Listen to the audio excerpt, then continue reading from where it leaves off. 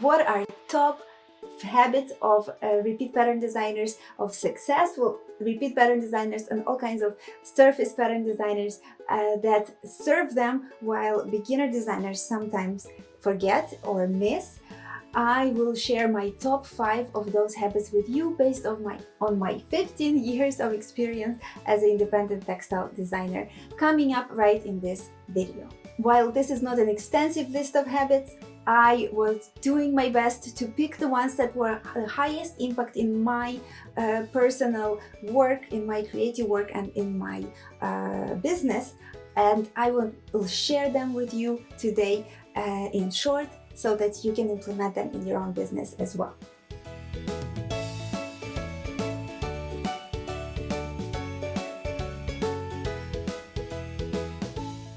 Hello, my amazing creative friend. My name is Oksancia. I have been a textile designer for the last 15 years, working for myself. I have built my own online textile design studio and online textile design school with more than 1,500 students as of the date of filming this video. Very blessed with my creative work, and also super passionate about sharing my experience with you. So my top 5 habits that I decided to teach you today are not an extensive list by any means. There are a lot of habits. I personally always develop new habits, testing new habits, because I noticed that they're making such a big difference in my life and in the life of my students, to think of particular technical and strategic things in your creative business while you're producing your designs. Super important. I hope you find this list helpful.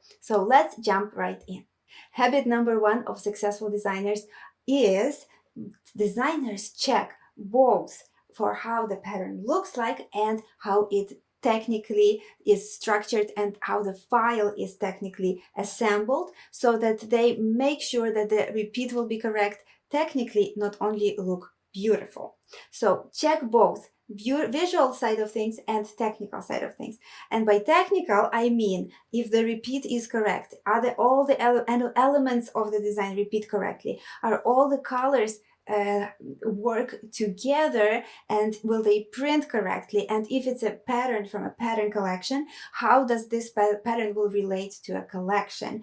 All of those technical things to think about. And if you're in particular working with in vector, creating vector repeat pattern designs in Adobe Illustrator, for example, you also need to go into your file, and check if you created that file correctly, if all the elements are grouped correctly, if they all repeat in a correct way, are they cropped or trimmed if needed in a correct way, and is the swatch produced from your pattern. So all of those things you need to think about, so that your end customers who buy your pattern or license your pattern will be able to use them in a correct way to produce and manufacture their products and put that design on whatever it needs to go. So very helpful habit right there. Habit number 2 is to have a running list of ideas for your designs and pattern collections that you want to create.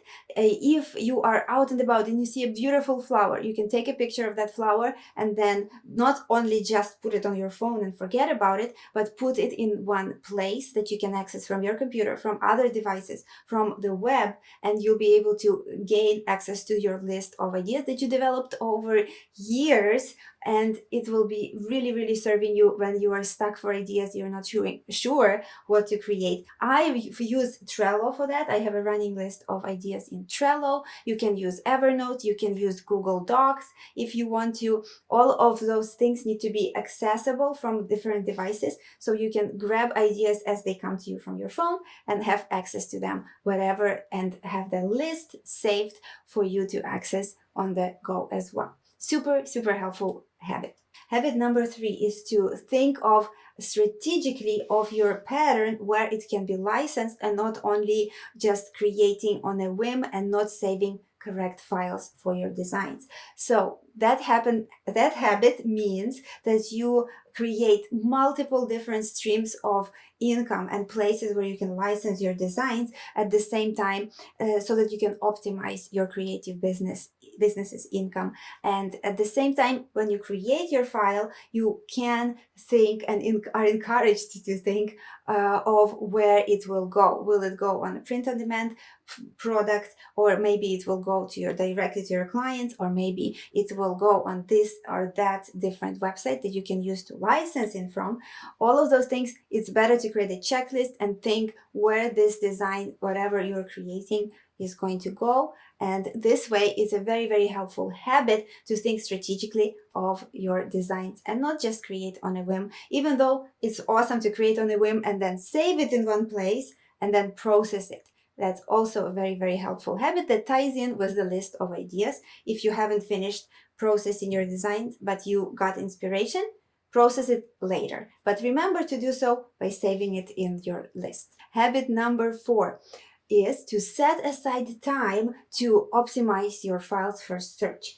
I mean specifically the files that you will be licensing online, not the files that you will create only for one customer and give to only one customer, but it's a super, super helpful idea to optimize those designs that go on various different websites for search if you're licensing them, and then create a version of them and put a logo watermark on them. This way people will find that preview of your pattern and then put it on Instagram, Pinterest, or all kinds of different platforms, your blog, so that people can see a portfolio of your work. They can work with you, contact you later. Very, very important strategic habit to create is to optimize. And by optimizing, I mean you need to add a searchable title, a good searchable description, and hashtags. For example, you created a pattern with strawberries, and that pattern you decide to just call, let's say, Summer Delight. And because you want to be creative and you added this name, it's not optimized for search, so it will not be found. Even if it's an amazingly beautiful design, people will have a hard time finding it if you only call it Summer Delight. Or for example, if you only call it Yum or something like that. That might be fun, but it's not really letting your files be found by your end customers. Hence, it doesn't really let you build your business. So optimizing is learn about keywords, about descriptions and titles on every particular website where you are signing up to license your designs from, or is it maybe in your website, in your own shop? Same thing, optimize, optimize, optimize. Very, very good habit to have. And on Instagram, use hashtags so people can find you and discover you, and then hopefully license your designs from you as well. And the final fifth habit on my list that I consider one of the most important habits of successful designers is to create consistently, for example, weekly, 5 to 10 designs. That's what I recommend, in particular vector repeat pattern designs. And if that you create weekly, create strategically based on whatever already worked for you. If you are just starting out from zero, you have to create a body of work and track its performance, so that then in a few months or in a half a year, you'll be able to have data, what worked and what didn't. And then you strategically create weekly designs that you will license and upload for licensing on your website or on various different websites online like I do. And then you will be able to again revisit the new body of work, analyze it, and create more in the same style that worked for you, or it can be on the same topic, or it can be the same color schemes that you see are working. And you might ask me, how do I know that they are working? Is two things. One thing is, are they producing actual sales and licenses, whether it's of a file or a finished product. And the second thing, if no sales yet, you can see at least what people liked. And for example, you might not have a shop yet, but you have Instagram. You can see what people enjoyed and liked more and shared more. This is a hint for you to create more in that direction. So there you have it, 5 habits of successful textile designers. All of these habits helped me so much, and I am so grateful to be able to share them with you in my video. Now it's your turn. Please comment below and tell me if you are using any of these habits or maybe all of them already in your work. And if not, which habit are you going to start first or maybe pick up next? I really would want to hear from you. Please leave a comment under this video. And by more, I can actually tell you that I created a free webinar training. It's a big training that I put together for you, and I recorded it as a webinar so that you can start creating your own repeat pattern design business. And I give you 3 main secrets that I learned over 15 years as a self-employed repeat pattern textile designer, running my own studio and online school. And that those 3 main secrets, with a bonus of course, always are serving me so much in all the processes in my business. So I do hope that you find this video inspiring. But if you liked it, please check out my webinar training. It's totally free. It has a special workbook that I developed for you to start working on your own creative business. To register and sign up for that training, please hit the info card in the corner of this video. There will be a link to the webinar, or in the description box under this video, and that will take you to the registration page where you can sign up for the webinar absolutely free. And I'm so excited to hear what you guys think about it, and also how it helped you and what you learned yourself.